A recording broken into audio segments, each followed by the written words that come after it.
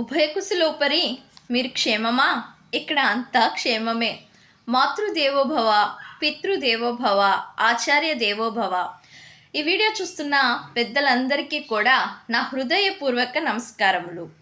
ఇవాల్టి టాపిక్ అదేనండి, శీర్షిక కార్తీక మాసం విశిష్టత. నా కార్తీక నమో మాసః నదేవం కేశవాత్పరం నచ వేద సమం శాస్త్రం నతీర్థం గంగాయాస్తమం అని స్కందపురాణంలో ఉంటుంది.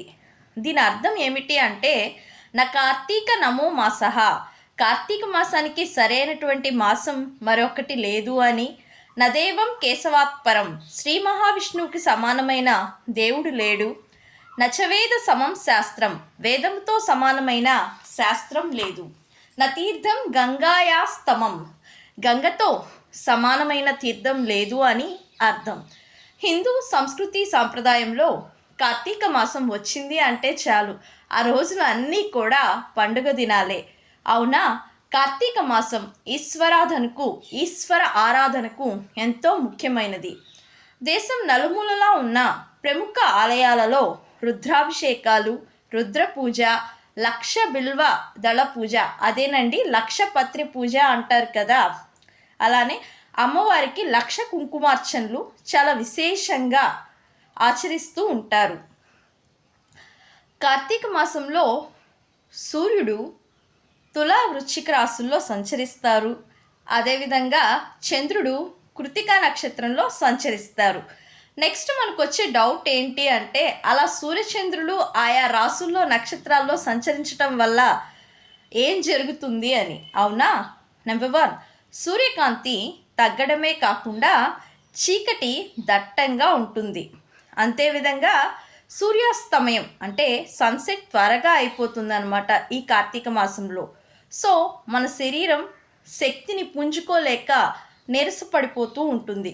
ఆ శక్తిని ఉత్తేజితం అంటే యాక్టివేట్ చేయటంతో పాటు చిమ్మ చీకట్లని పారద్రోలటం కోసం మనం ఈ దీపాలను వెలిగిస్తూ ఉంటామన్నమాట కార్తీక మాసంలో. అది కూడా ఉదయం ఆవు నెయ్యితో దీపాలని, సాయంత్రం నువ్వుల నూనెతో దీపాలని వెలిగించాలి. ఇంకా ప్రమిదలో 2 ఒత్తులు శాంతిని ప్రసాదిస్తాయి.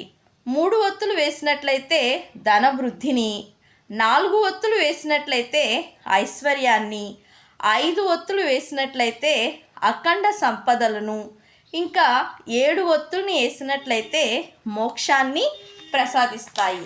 ఇలా మనం ఏ ఒత్తులు ఎన్నెన్ని వేయాలో అన్నది కూడా శాస్త్రం చెబుతుంది. నెక్స్ట్ ఉసిరి దీపాలు. మనలోని పంచతత్వాలకి ప్రతీకగా 5 రుచులతో ఉండే ఉసిరిక పైన దీపాన్ని వెలిగిస్తారు. అవే ఉసిరి దీపాలు అన్నమాట. నెక్స్ట్ ఈ మాసంలో ఆకాశ దీపం. తులసి కోట ప్రక్కన ఒక పొడవైన కొయ్య స్తంభాన్ని ఏర్పాటు చేసి కొయ్య పలకపైన వెలిగించే దీపాన్నే ఆకాశ దీపం అంటారు.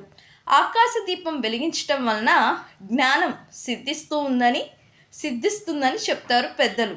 జనరల్గా మనం గుళ్ళల్లో ధ్వజస్తంభానికి పెడుతూ ఉంటారు ఆకాశ దీపాలు. అంతేకాకుండా ఈ ఆకాశ దీపంలో దాని యొక్క ప్రాముఖ్యత ఏంటి అంటే, దేహం పైన అంటే శరీరం పైన ఉండే మమకారాన్ని తగ్గించుకొని జీవుడు తన ఉనికిని తెలుసుకునే ప్రయత్నంలోని భాగమే ఈ ఆకాశ దీపాన్ని వెలిగించటం అన్నమాట. నెక్స్ట్ తులసి పూజ. ఈ కార్తీక మాసంలో తులసి చెట్టుకి ఎందుకు అంత ప్రాధాన్యం ఇస్తారు అని అంటే, జనరల్గా తులసి అంటే వెలకట్టలేనిది అని అర్థం. తులసి పూర్వనామం ఏంటంటే వృంద. వృంద జలంధరుడి ఇల్లాలన్నమాట. ఈ జలంధరుడు వృంద యొక్క పాతివ్రత్యం కారణంగా మరణం లేకుండా వరం పొంది ఆ గర్వంతో విర్రవీగుతూ ఉంటాడు.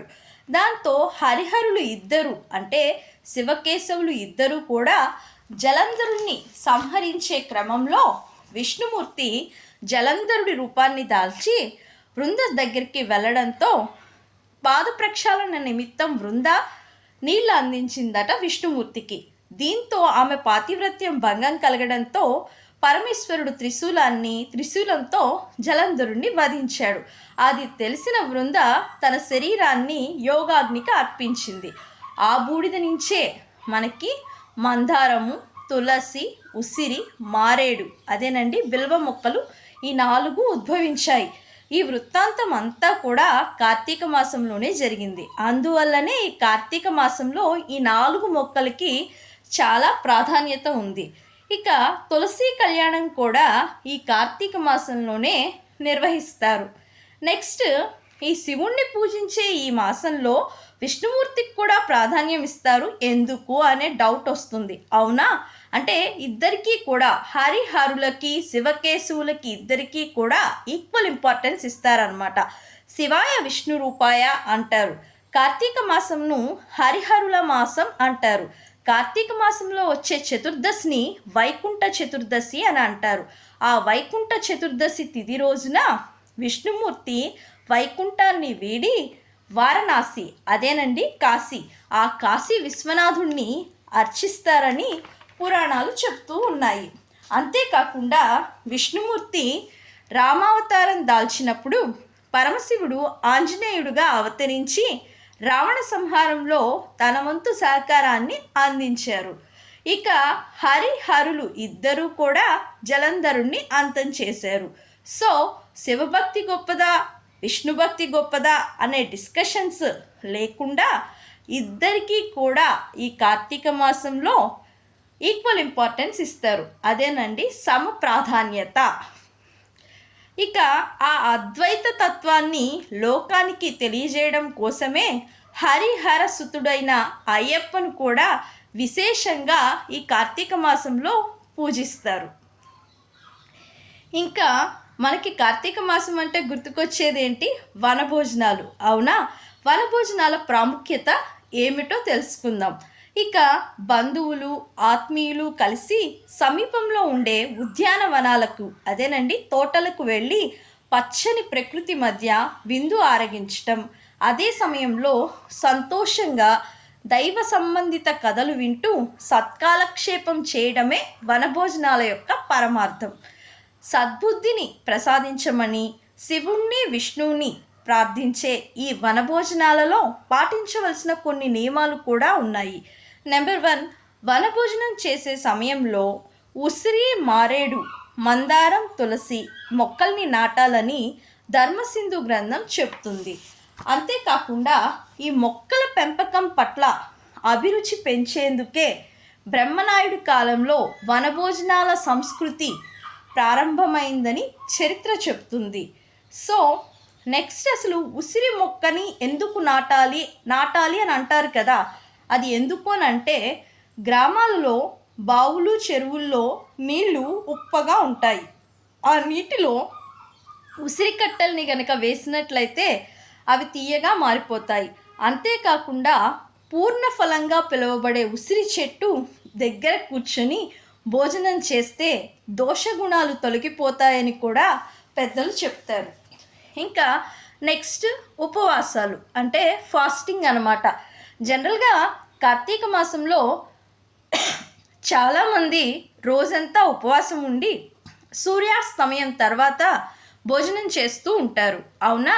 అలా కుదరని వారు ఆ పరమశివుడిపై మనస్సు లగ్నం చేసి వీలైనంత వరకు మితంగా ఆహారం తీసుకుంటూ ఉంటారు. లేదా వాయుపురాణంలో చెప్పిన విధంగా పెసరపప్పు బియ్యం కలిపి గంజి వార్చకుండా వండుకొని మొదటిసారి ఎంతైతే వడ్డించుకుంటామో అంతే, అంటే మరలా మారు వడ్డించుకోకుండా తినడం అన్నమాట. అంతేకాకుండా సహజంగా లభించే ఫలాలు అంటే ఫ్రూట్స్, నువ్వులు బెల్లంతో చేసినటువంటి ఉండలు, తేనె, నెయ్యి, పాలు, పంచదారలతో చేసినటువంటి పంచామృతాన్ని, తులసి నీటిని ఇలాంటివన్నీ కూడా ఉపవాస సమయంలో స్వీకరించవచ్చు. ఏదైనా పదే పదే కాకుండా ఒక్కసారి మాత్రమే తీసుకోవాలి. ఇలా మనకి ఏ పద్ధతిలో వీలుగా ఉంటుందో ఆ పద్ధతిలో ఈ కార్తీక మాసంలో ఉపవసించాలన్నమాట. ఇంకా కార్తీక పూర్ణిమ విషయానికి వచ్చినట్లయితే ఇదే శరత్ పూర్ణిమ, శరదృతువు కాబట్టి శరత్ పూర్ణిమ అన్నమాట. ఈ రోజున నదీ స్నానం ఆచరించి శివునికి ప్రత్యేక పూజలు చేస్తారు. ఈ కార్తీక పౌర్ణమి రోజు 365 ఒత్తులతో దీపారాధన చేసి ఆ పరమశివుణ్ణి దర్శించుకుంటూ ఉంటారు. పౌర్ణమి వెలుగుల్లో కార్తీక దీపాలను వెలిగించి నదుల్లో పారే నీటిల్లో వదులుతూ ఉంటారు.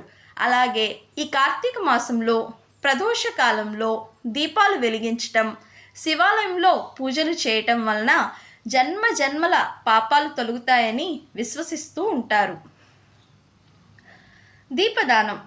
ఇక ఈ కార్తీక మాసంలో పవిత్ర నదిలో లేదా పవిత్ర జలంతో బ్రహ్మముహూర్తంలో స్నానం చేయటం విశిష్టత కలిగి ఉంటుంది. మహిళలు ఉదయాన్నే నిద్రలేచి స్నానం ఆచరించి దీపారాధన చేస్తారు. పవిత్ర నది లేదా ఆలయము లేదా ఇంట్లో తులసి దగ్గర ప్రతిరోజు కూడా దీపదానం చేయటం చాలా ప్రాముఖ్యత కలిగి ఉంది. ఈ కార్తీక మాసంలో దీపదానం చేయటం వలన ఇంట్లోని మన జీవితంలో ఉన్నటువంటి చీకటి తొలగిపోయి లక్ష్మీదేవి అనుగ్రహం కలిగి ఇల్లు సిరి సంపదలతో వర్ధిల్లుతూ ఉంటుందని మన పెద్దలు చెప్తారు. అంతేకాకుండా ఈ కార్తీక మాసంలో కార్తీక పురాణం, శివ పురాణం, విష్ణు పురాణం ఇలా మొదలైన గ్రంథాలు చదవటం కూడా ముక్తిదాయకం. సో ఇదండి మన కార్తీక మాస విశిష్టత. ఈ వీడియో కనుక మీకు నచ్చినట్టయితే లైక్ చేయండి, షేర్ చేయండి, subscribe to Manidwaraka Lok channel. Thank you for watching Manidwaraka Lok channel. Survey జన సుఖినో భవంతు.